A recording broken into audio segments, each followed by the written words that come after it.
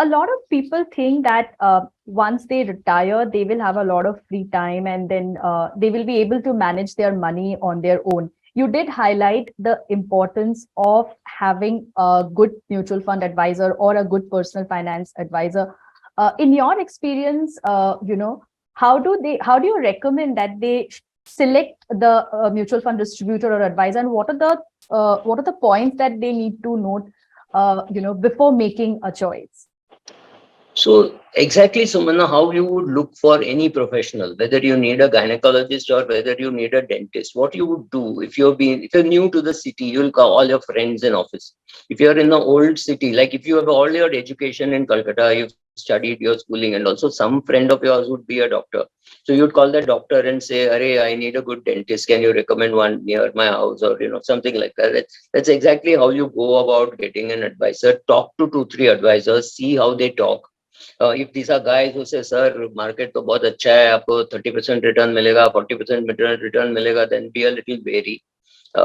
Look for somebody not more than 10-15 years away from your age. So if you are 30, look for an advisor who's about 45.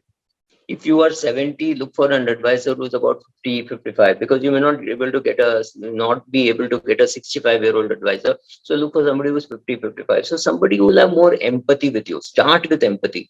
See how they talk, because by the time you're a senior citizen, you can judge people from the way they talk. Somebody who says, oh, it's not return mil jayega, 30% return I gave my clients and all that, then you say, okay, I'll talk to you a little later. So see how that person talks.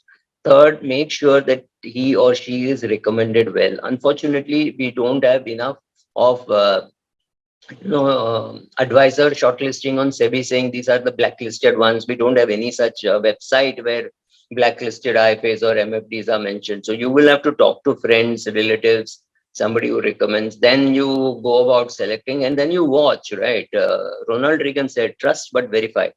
Make sure that your spelling is right, and your forms are filled right, and all that, right? Even whether it's online or offline, whether all that appears correctly.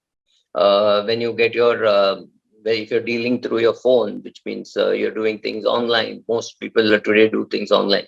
Understand how the whole thing is to be done. See what advice he or she is giving. Get a lot of generic advice from videos like this, which says, okay, 30% should be in equity, 70% should be in debt. If he is recommending 70-30, then ask him why, because this is what I thought should be there, because I'm 80 years of age. Why should I have so much money in equity? Why can't I have lesser money in equity? What happens if equity market falls and I don't have enough time for it to correct? Right. So ask those kind of questions, learn what questions to ask, and learn how to process the answers. What is the point in saying, oh, here is a list of questions if you don't even know how to process it? And see whether you need to have a very aggressive portfolio. At the age of 80, if your annual expenses are say 10 lakhs a year, you got another 20 years to go. In the worst, you need about 2 crores. Suppose you have 6 or 7 crores, and you can safely keep all the money, or say 80% of that money in debt funds and 20% in equity, because you're not really worried too much about. Understand that all answers of the analyst or of the advisor is going to be dynamic. The advice that I give it to you at 22 is going to be different from the advice I'm going to give it to you at 42. You're the same person, but your circumstances have changed, right? So because of all this, your questions could also change, and the answers could also change. So look for all that, and ultimately it is luck. Like Franklin, John Templeton says, start with a prayer. It always helps. So after that, and then see what he's doing, what she is doing. See what is your comfort level. See what language they speak. If you're comfortable in Tamil, is he speaking Tamil, or is that giving you comfort, or you're very comfortable in English and he's comfortable in English, whatever. So check out all that. Check out the comfort level. Check out your gut feeling.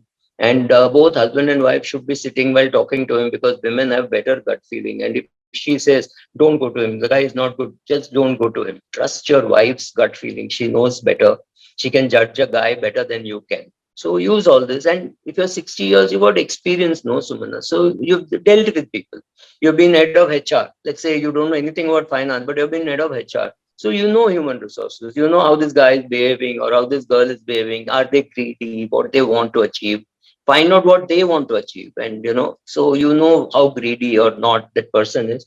So look for somebody who's balanced and willing to give you sober advice, who's saying, okay, 11% milega, 12% milega, does not say 22 and those kind of things.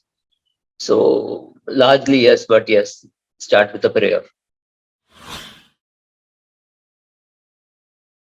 Mutual fund investments are subject to market risks. Read all scheme related documents carefully.